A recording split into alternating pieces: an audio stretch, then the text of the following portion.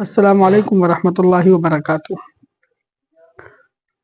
कुरान करीम के अंदर अल्लाह तबारक व तआला फरमाता है, फ़ज़्कुरूनी अज़्कुरुकुम, तुम मुझे याद करो मैं तुम्हें याद करूंगा। अल्लाह तबारक व तआला बंदे को याद करे, जिस बंदे को भी याद कर ले ये उसकी खुशकिस्मती है। लेकिन अल्लाह तबारक व तआला ने जो ये हुक्म दिया है कि तुम मुझे याद करो, तो अल्लाह तबारक व तआला बेनियाज है, उसको तुम्हारे याद करने की कोई ज़रूरत नहीं है।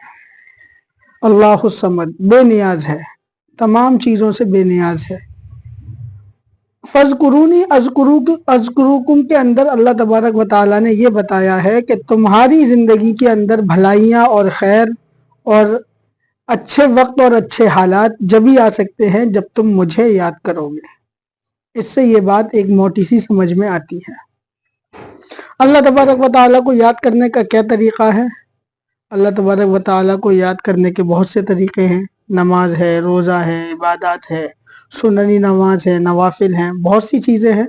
लेकिन इसका इजमाली तौर पे एक मफ़हूम जो समझ में आता है वो ये है कि बंदा अपनी ज़बान को ज़िक्रुल्लाह से तर रखे, चलते फिरते, लेटते बैठते उठते अल्लाह का ज़िक्र करे।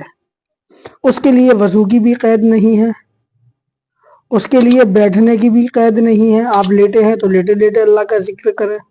ये अगर आप अपनी ज़िंदगी के अंदर अच्छे हालात, अच्छे वक्त को देखना चाहते हैं, आप अपनी ज़िंदगियों में खुशियाँ देखना चाहते हैं, तो ये आपके लिए अल्लाह तबारक व तआला ने एक बम्पर ऑफर बताया है कि मुझे याद करो।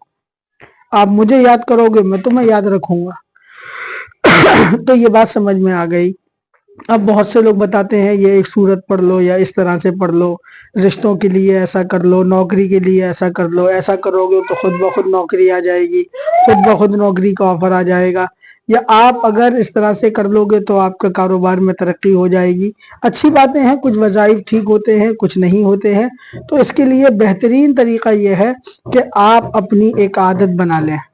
आप अपनी एक ये आदत बना लें कि सुबह की नमाज के बाद, नमाज फजर अदा करने के बाद आपका जो काम है वो सबसे पहले ये है कि आप अपना कोई भी दुनियावी काम बगैर तिलावत कुरान करे हुए शुरू नहीं करेंगे।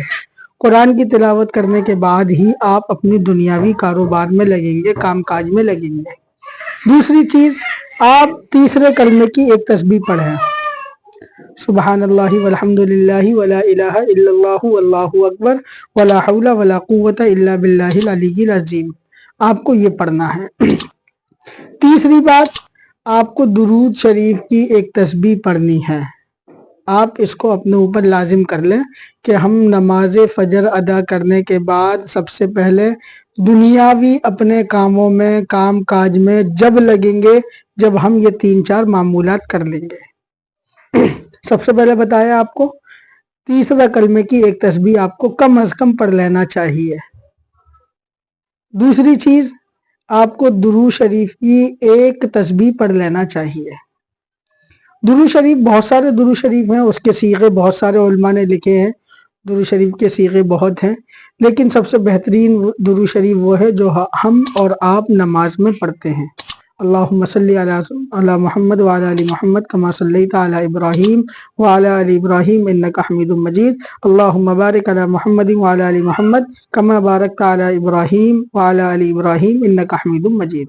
सैयद, ये दुरूद शरीफ का सरदार है, हमें यही दुरूद शरीफ पढ़ना है।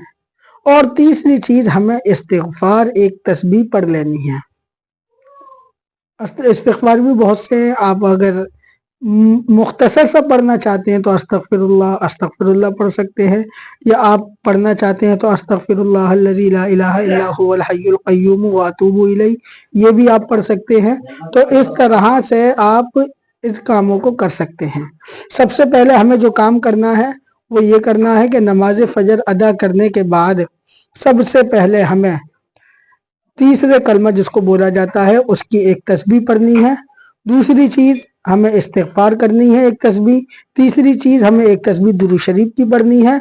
उसके बाद हम दुनियावी अपने काम काज में लगें तो पूरे दिन अल्लाह तबारक व तआला की नुसरत और मदद और रहमत और बरकत हमारे पास आएगी। हमारी ज़िंदगियों के अंदर एक तब्दीलियाँ नज़र आएंगी। ایک انقلاب نظر آئے گا، خوشحالیاں نظر آئیں گی، ہماری غموں کا جو بوجھ ہے وہ کچھ کم ہو جائے گا، ہماری دماغی ٹینشنیں کم ہو جائیں گی۔ ہمیں اپنے دن کی ابتدا اس طرح سے کرنی ہے۔ اس کو آگے ضرور شیئر کریں تاکہ لوگ صحیح مسائل، صحیح وظائف جان سکیں۔ مجھے دعاؤں میں یاد رکھیں۔ السلام علیکم ورحمۃ اللہ وبرکاتہ۔